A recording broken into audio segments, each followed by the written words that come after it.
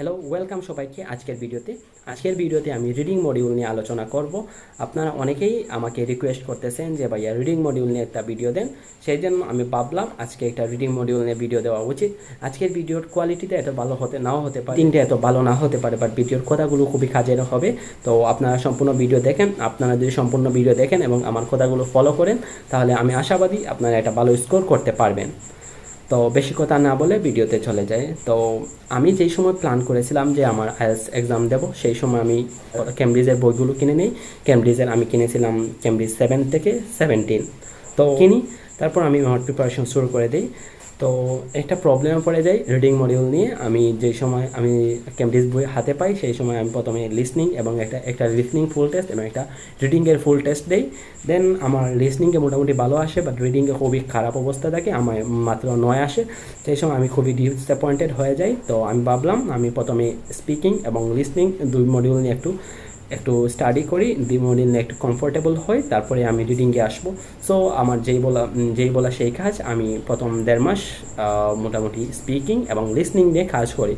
তারপর আমার 1.5 মাস পরে আমি ভাবলাম I should think about my reading. তো আমি রিডিং নিয়ে ভাবা শুরু করলাম। তো আমি আবার রিডিংয়ের ক্যামব্রিজ 10 বের করলাম এবং একটা ফুল টেস্ট দিলাম। সেই সময় আমার অবস্থা দেখলাম খুবই বাজে। দেন আবার আসলো আমার 13। তো আমি ভাবলাম হয়তো বা নেক্সটে দিলে আরও ভালো আসবে। তো এভাবে আমি 4টা এক্সাম দিলাম, ফুল টেস্ট দিলাম। তো আমার 20-এর উপরে কোনো সময় উঠে নেই। তো আমি খুবই ডিসঅ্যাপয়েন্টেড হয়ে যাই যে আমি এখন কী করতে পারি। ইন্টারনেটে অনেক খোঁজাখুঁজি করলাম। দেন আমি ইউটিউবে গেলাম, গুগলে গেলাম, অনেক ফ্রেন্ডের কাছে নক দিলাম। তো বাট প্রপার একটা আনসার পাই নাই, প্রপার একটা সলিউশন পাই না। কারো কাছে অনেকে বলে এরকম করো, অনেকে বলে এরকম করো। তো আমি ভাবলাম যে আমাকে একটা ওয়েব বের করতে হবে নিজে থেকে, যে ওয়েটা আমার জন্য কাজ করে। দেন আমি একটা প্ল্যান করি, সেই প্ল্যানটাই আমার কাজে লেগেছিলো। আপনারা এই প্ল্যানটা আপনারা ফলো করতে পারেন, খুবই কাজে আসবে, খুবই এফেক্টিভ একটা ওয়ে। তো আপনারা এটা ফলো করতে পারেন। সো আমি কী করেছিলাম, আমি প্রথমে ভাবলাম যে আমাকে একটা প্ল্যান করতে হবে একটা মাসের। তো আমি উইকলি একটা প্ল্যান করে নিই। তো আমার প্ল্যান ছিল এরকম, আমি ফার্স্ট উইকে পেসেজ 1 পড়বো, সেকেন্ড উইকে পেসেজ 2, থার্ড উইকে আমার পেসেজ 3 পড়বো, ফোর্থ উইকে আমি মক দেবো, আমি ফুল একটা টেস্ট দেবো। তো যেই বলা সেই কাজ। তো আমি কী করলাম, দেন আমি ফার্স্ট উইকে আমার পেসেজ 1 স্টার্ট করি এবং আমি একটি কাজ করতাম। পেসেজ 1 যে সময় করতাম, সেই সময় আমার যেই টাইপ অফ কোয়েশনের সমস্যা হতো বেশি, আমি পেসেজ 1 করার পরে সেই টাইপ অফ কোয়েশন একটু ভালো করে দেখার চেষ্টা করতাম। এরকম আমি এক সপ্তাহ একটা পেসেজ 1 করতাম এবং যেই টাইপ অফ কোয়েশনের সমস্যা ছিল সেই টাইপ অফ কোয়েশন আমি সলভ করার চেষ্টা করতাম। এরকম আমার ফার্স্ট উইক গেল। দেন সেকেন্ড উইকে আমি পেসেজ 2 ধরলাম এবং যেই টাইপ অফ কোয়েশনের সমস্যা আসতো সেই টাইপ অফ কোয়েশন সলভ করার চেষ্টা করতাম। এরকম আমি পেসেজ 3 ধরলাম, যেই টাইপ অফ কোয়েশন সমস্যা সেই টাইপ অফ কোয়েশন সলভ করার চেষ্টা করলাম।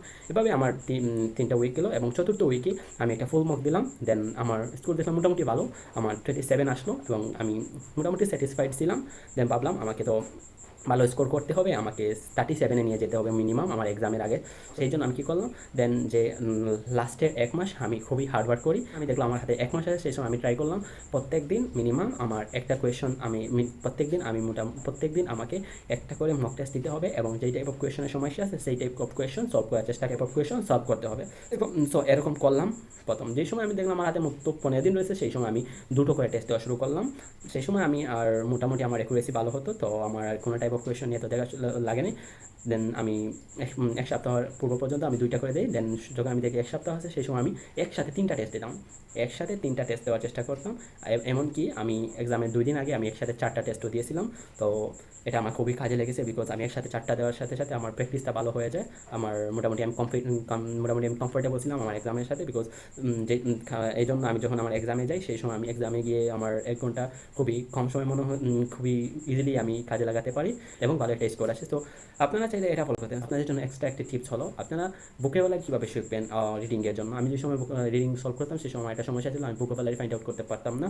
আমার ভোকাবুলারি নিয়ে অনেক সমস্যা ছিল। সেই সময় আমি পেসেজ 1 সলভ করতাম, সেই সময় পেসেজ 1-এর যে কিওয়ার্ডগুলো, যে পেসেজ 1-এর যে রিডিংটা, তো সেই রিডিংয়ের যে ভোকাবুলারিটা আমি জানতাম না, সেটা নোট করতাম এবং মোটামুটি ইউজ করার চেষ্টা করতাম। দেন পরের দিন আমি ফার্স্টে সেই নোটগুলো একবার থেকে নিতাম, দেন আমি অন্য পেসেজে চলে যেতাম। এভাবে আমি যেই পেসেজ পড়তাম, যেই পেসেজ সলভ করতাম, সেই পেসেজের ওয়ার্ডগুলো যেই পেজে সলভ করতাম সেই পেজেরই ভোকাবুলারিগুলো আমি শেখার চেষ্টা করতাম। এক্সট্রা কোনো ভোকাবুলারি শেখার চেষ্টা করবেন না।